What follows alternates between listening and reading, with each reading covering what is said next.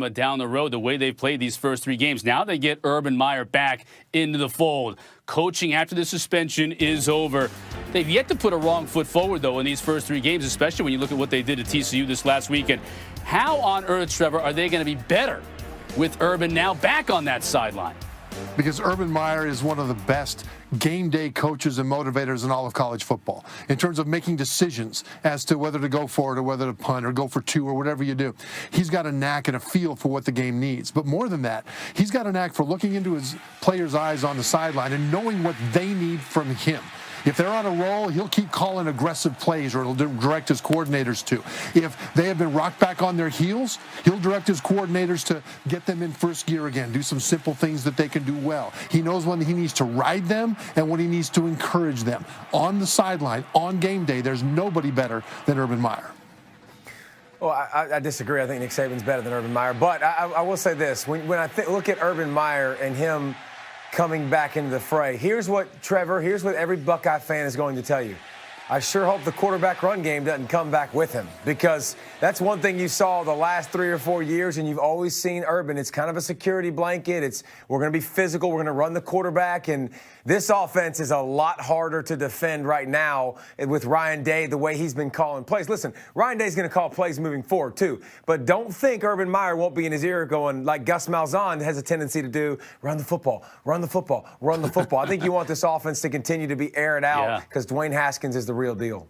You know, things have gone so well for Ohio State. The rest of the Big Ten can't say that. I mean, Wisconsin losing at home this past weekend. Michigan and Michigan State already have losses. Penn State got pushed by App State all the way to the very brink. The middle and the lower tier of the Big Ten has really struggled and suffered some bad losses. David, is Ohio State really the only hope now? And I know it's, wow, so much has changed in the last 3 weeks, but are they the only hope really for the Big Ten right now? No. Penn State's still very much a hope to me, and they haven't looked as great. I mean, you look at McSorley, and I think we talked about Moorhead moving on to Mississippi State. That dude is such a good play caller, and he's averaging 90 less pass yards a game. But watch Miles Sanders. That dude is just as legit. He's not Saquon, but he is legit. Watch KJ Hamler on the outside. Playmaker erupting, can score from the kick return games to the deep game to the reverse you saw a couple weeks ago as well. So I think they're going to continue to get better as it goes along. 2 weeks they host Ohio State in one of the toughest atmospheres in the country. So if you're counting Penn State out, I think you're wrong.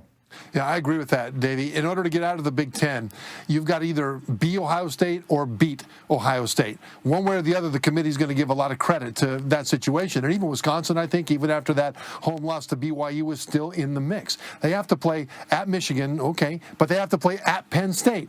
And if they beat Penn State there, and if they sweep all the way to the championship game, then to win the Big Ten championship, don't shake your head, Davey. I can see you doing that. If they win the Big Ten championship, they will have beaten 2 teams that are in the top 10 along the way. And that would give the committee a look at Wisconsin as a one-loss Big Ten champ with multiple top 10 wins. And I think that's good enough to get them in. I hear what you're saying, and the possibility is grand, and I love it. There's no shot. Here's what I'm watching from Wisconsin again. First of all, their defense has taken several steps backwards from what it was. There's no doubt about that a couple years ago. It's not the same defense. And let's be honest, they are still an offensive team that can run the football, but they're not a dynamic passing attack. And Hornibrook, I'm going to give you credit, brother. You took your guys down the field and you gave yourself a field goal attempt at the end. But that passing attack is not very good looking most stretches of the game. And I understand what you're saying, the possibilities, but it's not going to happen. They can't beat those teams. They can't run the table. Yeah, Trevor was selling me on the wares of that BYU juggernaut, and that's why, it wasn't such a bad loss for Wisconsin at home this past weekend.